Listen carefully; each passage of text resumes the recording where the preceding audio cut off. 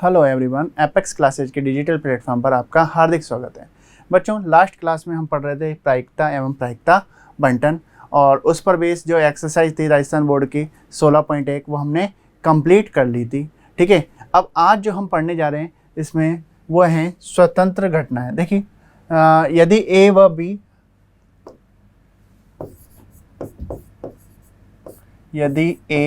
B स्वतंत्र घटनाएं हैं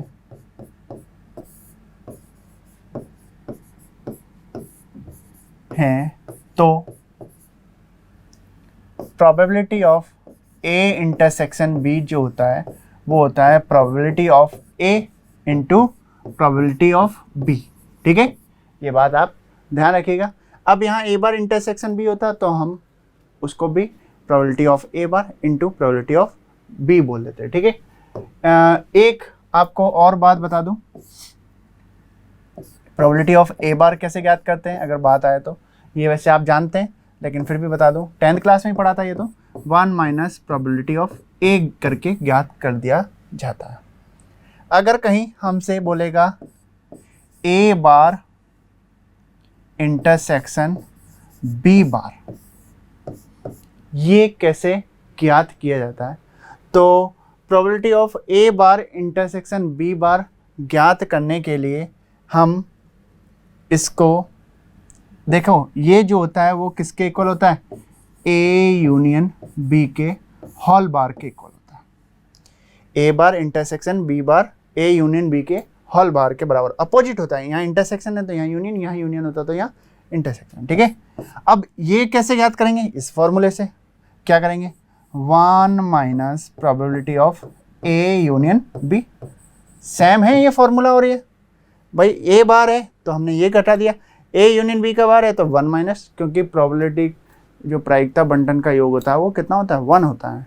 तो जितनी भी प्रायिकता आती है उनका योग 1 होता है, 1 से अधिक नहीं होता।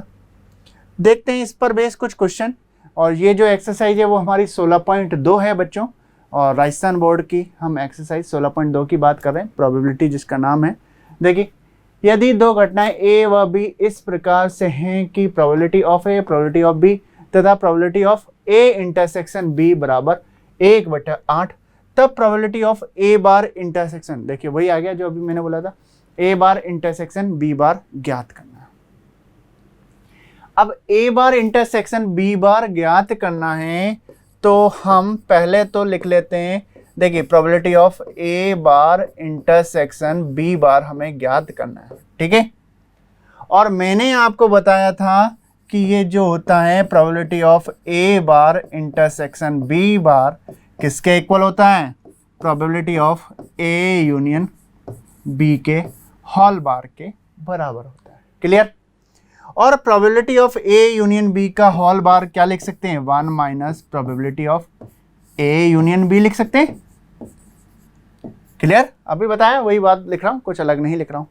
अब कुल मिला के हमें probability of A union B जो है इसका मान ज्ञात करना है बच्चों, और वो कैसे ज्ञात करते हैं, देखिए उसके लिए फॉर्मूला होता है, चूंकि probability of A union B बराबर होता है probability of A plus probability of B और minus probability of A intersection B. Clear, probability of A का मान 1/4, बी का मान 1/2, ए इंटरसेक्शन बी का मान 1/8।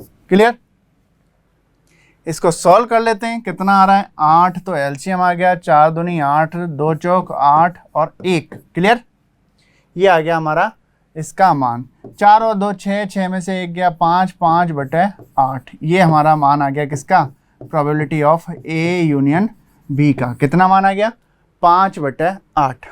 और ये मान अगर हम यहाँ रख दें बच्चों तो हमें probability of A bar intersection B bar मिल जाएगा, 1 माइनस 5/8, और इसको सॉल्व करेंगे तो कितना आएगा, 3/8, जो कि probability of A bar intersection B bar का मान हो गया, और यही हमें ज्ञात करना था। बात समझ में आ गई। देखते हैं नेक्स्ट क्वेश्चन। नेक्स्ट क्वेश्चन है हमारा, एक थैले में 5 सफ़ेद, 7 लाल और 8 काली गेंद है।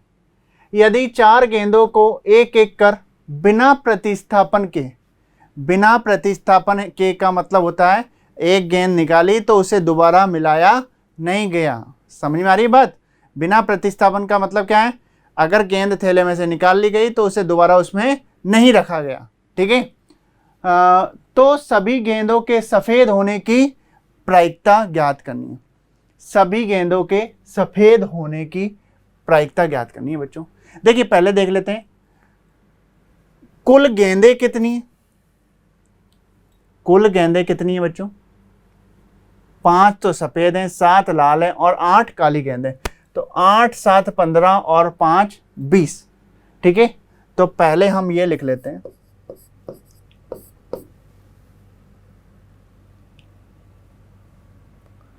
कुल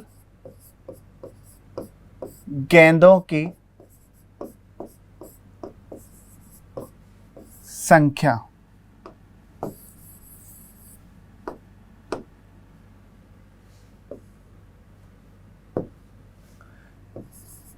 कुल गेंदों की संख्या की बात कर रहे हैं। कुल गेंदों की संख्या बच्चों कितनी है? 8 7 15 और 5 20। ठीक है, यही है। अब इसके बाद मैं कहूं गेंदें कितनी निकाली गई? 4। मैं कह रहा हूं पहली गेंद के सफेद होने की प्रायिकता। पहली गेंद के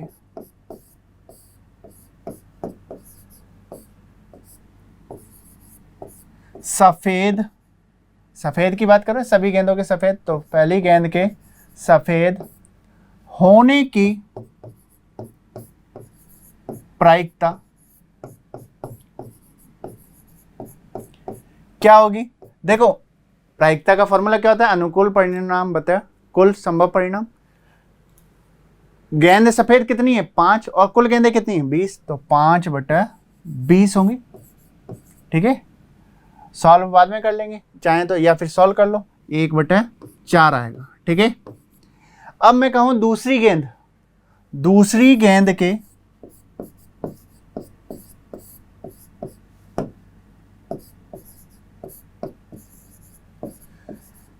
सफेद होने की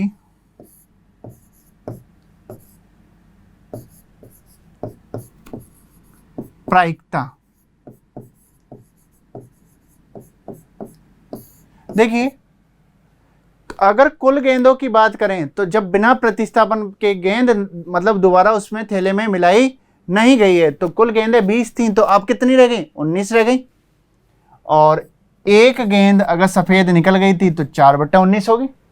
भाई अनुकूल सफेद गेंदों की संख्या कितनी रह जाएगी? 4 रह जाएगी। ऐसे ही तीसरी गेंद की बात करें, तीसरी गेंद के सफेद होने की प्रायिकता, ऐसे कर देते हैं हम। ठीक है, सफेद होने की प्रायिकता। अब क्या आएगा? 3/18 आ जाएगा। क्या एक और गेंद कम हो गई? 19 की जगह कितनी रह गई? 18। और सफेद गेंद 4 की जगह कितनी रह गई? 3। अब चौथी गेंद के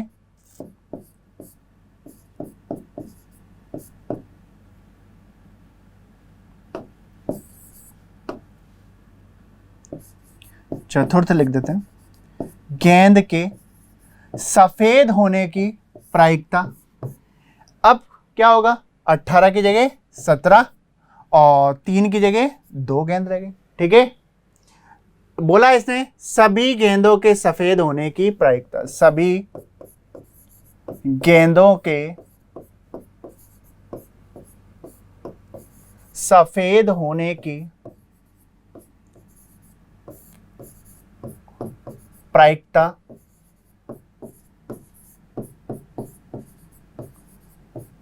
देखिए पहली गेंद के सफेद होने की प्रायिकता कितनी थी बच्चों? 1/4। सॉल्व करा था ना 5/20 को। और अर्थ क्या निकलेगा? और के लिए प्रायिकता में क्या यूज करते हैं? गुणा। और दूसरी गेंद के सफेद होने की प्रायिकता 3/19 और तीसरी 3/19 नहीं 4/19। ठीक है। और 3/18 तीसरी गेंद के। और चतुर्थ गेंद की बात करें तो कितनी हो जाएगी? 2/17। सॉल्व कर लेते हैं। 4 से 4 कट गया, 3 से 6 बार कट गया, 2 से 3 बार कट गया, ठीक है। तो ये आ गया 19 तिया 57, और 57 को हम 17 से और गुणा कर लेते हैं, ठीक है।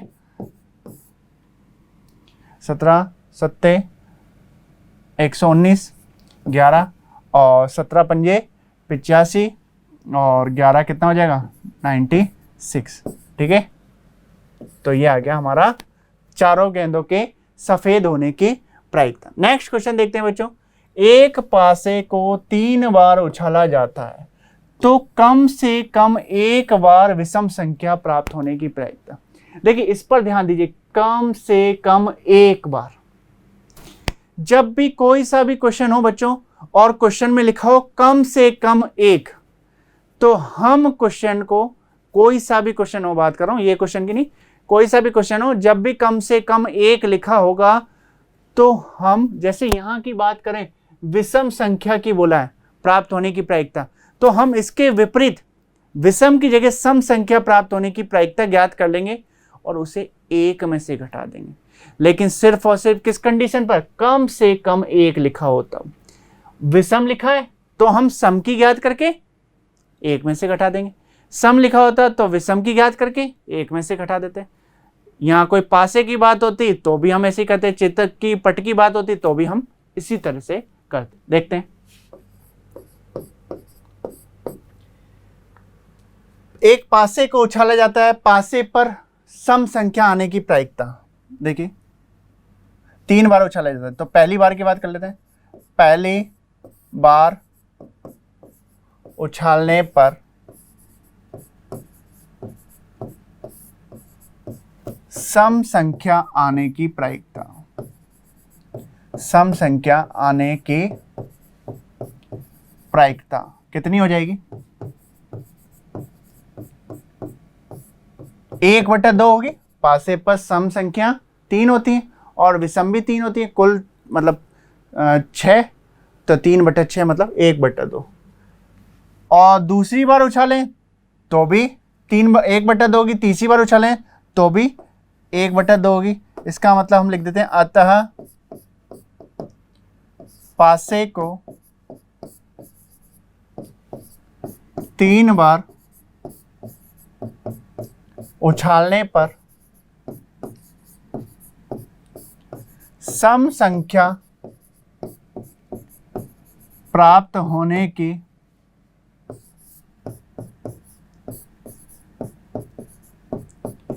प्रायिकता कितनी हो जाएगी बच्चों, सम संख्या प्राप्त होने की प्रायिकता। 3 बार उछाल रहे हैं तो 1/2 गुणा 1/2 गुणा 1/2 आएगा, तो सम के लिए प्रायिकता 1/2 ही, ठीक है। तो ये कितनी हो गई, 1/8। ध्यान दीजिए हमने ज्ञात क्या करी, तीनों बार पासे पर सम संख्या आने की प्रायिकता ज्ञात करी। अतः पासे पर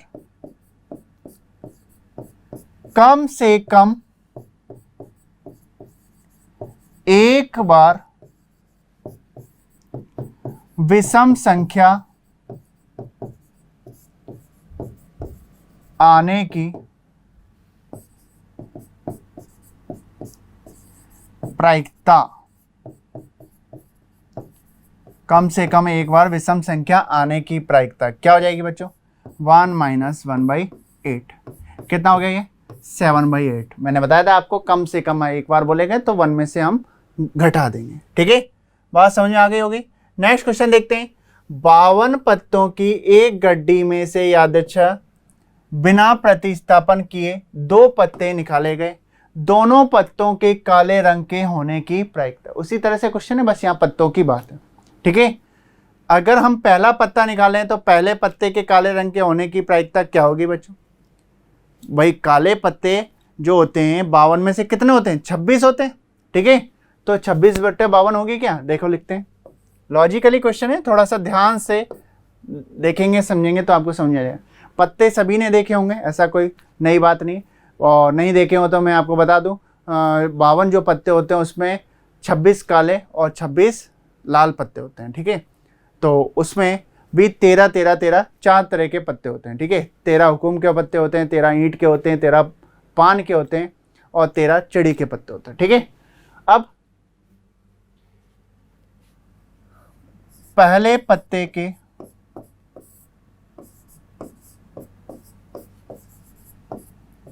काले रंग का होने की प्रायिकता, काले रंग का होने की प्रायिकता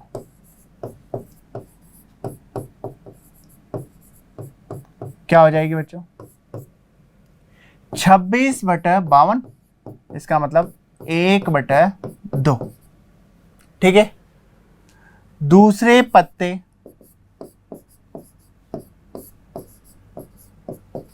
के काले रंग का होने की प्रायिकता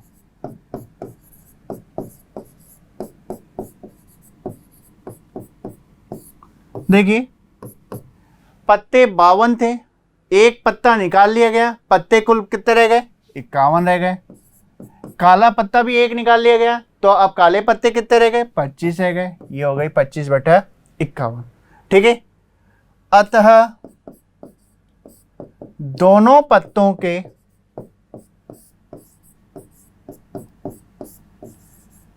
काले रंग का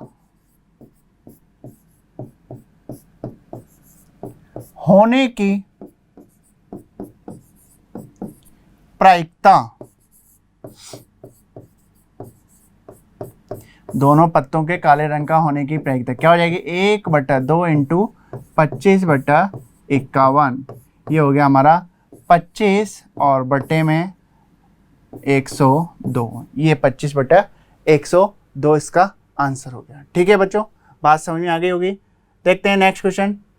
नेक्स्ट क्वेश्चन है, एक छात्रावास में 60% विद्यार्थी हिंदी के हैं और 40% अंग्रेजी के और 20% दोनों अखबार पढ़ते हैं, ठीक है। अखबार पढ़ने वाले विद्यार्थी दे रखे हैं, ठीक है। एक छात्रा और को यादृच्छा चुना जाता है। प्रायिकता ज्ञात कीजिए कि वह ना तो हिंदी और ना ही अंग्रेजी का अखबार पढ़ती है। ना तो हिंदी, देखो हिंदी के लिए हम H लिख लेंगे और इंग्लिश के लिए हम ले लेंगे E, तो ना तो हिंदी मतलब H बार, ठीक है। और के लिए इंटरसेक्शन यूज करेंगे, ना तो अंग्रेजी मतलब E बार।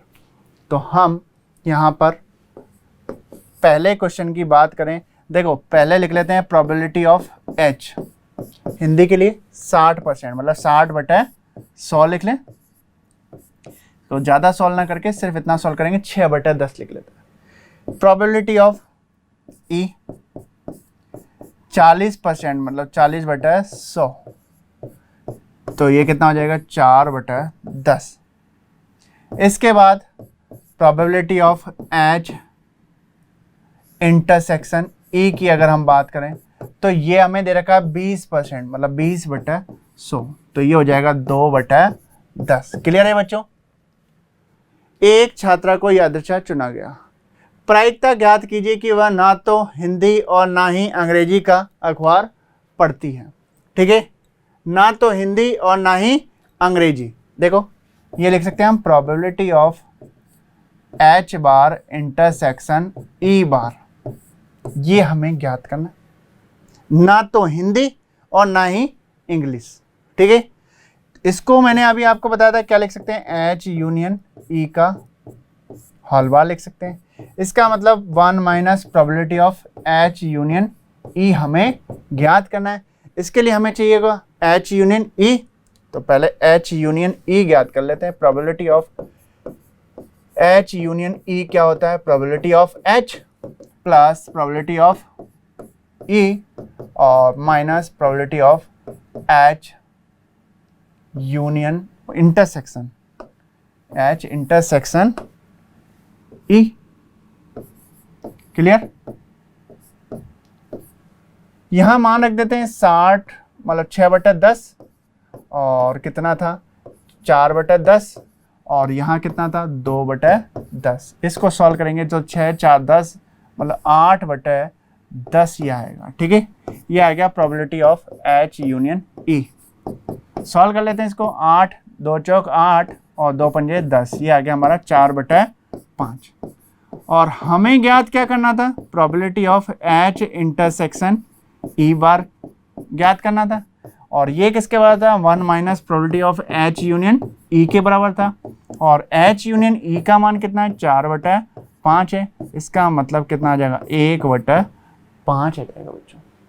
तो बात समझ में आ गई। अब देखते हैं नेक्स्ट क्वेश्चन। नेक्स्ट क्वेश्चन इसमें ही लिखा हुआ है, यदि वह हिंदी का अखबार पढ़ती है तो उसके अंग्रेजी का अखबार भी पढ़ने वाले होने की प्रायिकता। हिंदी का पढ़ती है ये तो हमें ज्ञात है, और अंग्रेजी का पढ़ने वाला होने की, तो इसका मतलब जो हमने सप्रतिबंध प्रायिकता पढ़ी थी वही बन रहा है। जो ज्ञात करना है वो कहाँ आता है, ऊपर आता है, मैंने बताया था आपको लास्ट क्लास में। और जो ज्ञात है वो अपॉन में आता है।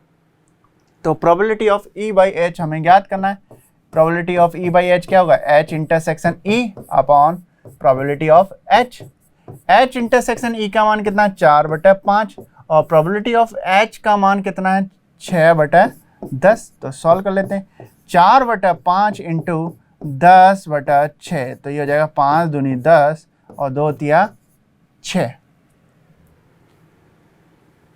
प्रोबेबिलिटी ऑफ H का मान हमारे पास था कितना,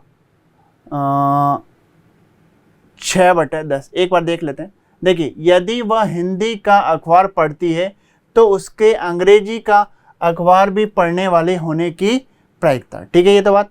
H इंटरसेक्शन E का मान हमने गलत लिख दिया। H इंटरसेक्शन E का मान हमारे पास है 2/10। तो यहाँ पर हम H intersection E, H intersection E का मान हमारे पास है बच्चों 2/10, और प्रोबेबिलिटी ऑफ H का मान हमारे पास है कितना था, 6/10। ठीक है, ये 6/10, 10 से 10 कट गया, ये आ गया 2/6। इसका मतलब कितना हो गया, 1/3। क्लियर है। देखते हैं नेक्स्ट क्वेश्चन। A किसी पुस्तक की 90% समस्याओं को तथा B उसी पुस्तक की 70% समस्याओं को हल कर सकता है। पुस्तक से यादृच्छा चयनित किसी समस्या को उनमें से कम एक के द्वारा हल किए जाने की प्रायिकता। वही बात आ गई, कम से कम एक के द्वारा हल किए जाने की प्रायिकता। पहले लिख लेते हैं। देखो, A किसी पुस्तक की 90% समस्याओं को हल करता है, तो समस्या हल करने की प्रायिकता कितनी हो गई, प्रोबेबिलिटी ऑफ A मतलब 90/100। इसका मतलब 9/10। और समस्या हल ना करने की, A के द्वारा समस्या हल ना करने की प्रायिकता क्या हो जाएगी बच्चों, 1 माइनस 9/10। क्लियर। इसका मतलब 1/10। अब B की बात करें तो B के द्वारा समस्या हल करने की प्रायिकता कितनी है, 70/100 मतलब 7/10। और B के द्वारा समस्या हल ना करने की प्रायिकता कितनी है, 1 माइनस 7/10 कितना हो जाएगा, 3/10। क्लियर। ये हमारे मान आ गए A बार B बार के। क्या बोला, कम से कम एक के द्वारा हल किए जाने की प्रायिकता। देखिए, कम से कम एक के लिए तो एक तरीका तो मैंने आपको बता दिया, दोनों के हल ना करने की प्रायिकता ज्ञात करके हम एक में से घटा देते हैं। अब मैं दूसरा तरीका बता रहा हूं जो जनरल है, ठीक है, उसको भी आप समझ लें। देखिए, कम से कम एक के द्वारा हल किए जाने की प्रायिकता।